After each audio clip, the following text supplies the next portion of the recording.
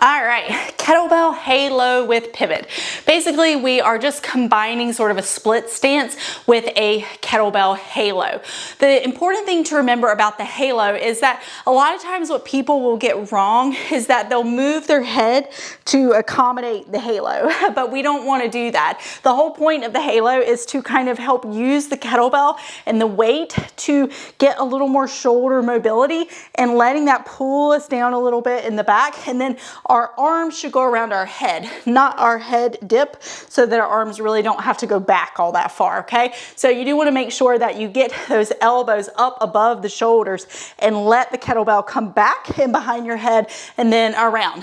This one sucks if you wear messy buns or have big ponytails. I'm going to go ahead and let you know your hair is going to be a hot mess by the time you're done, but that's okay. We're not here for perfect hair. We're here for strong muscles, so there's that. Now, when you're in that split stance position, you do want to make sure that you're staying as stacked as you can, and that for this one you have pretty even weight over both legs. It's not like one leg is working a little bit harder than the other, but the more that you bend down, the more taxing this is going to be on your legs. So if you're just standing with your knees fairly straight, you're really not going to feel this very much in your legs, but this isometric split stance position, it's going to start to make your legs burn pretty quickly. Make sure with that back foot that it's not too far out. A lot of times I'll see the back foot get really far out, and that just kind of puts this side of the hip into a more anterior position. We want to make sure we get that knee kind of underneath the hip so that we're nice and neutral here. Now, the last thing you can think about, if you want to or not, up to you, but just a little added layer of goodness here, is that front leg. You can pull back on that heel, okay? I know it sounds kind of weird, but you're going to pull back on that front heel and get some hamstring for that front leg.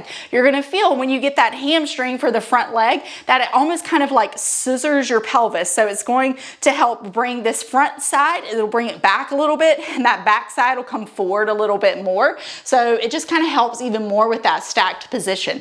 And I promise probably the first few times you do this, you're going to wobble all over the place. That's okay. Part of the reason that we do halos is for the anti-rotation purposes of it. That means with your core, we're wanting to resist the rotation and kind of like falling from side to side. And you do want to use a weight that makes it possible that you do want to wobble. So don't use something that's like 5 pounds, because this should feel heavy-ish. You don't need to use something that you can't get up and back around, but you don't need to use something that doesn't make you pay attention to what's going on.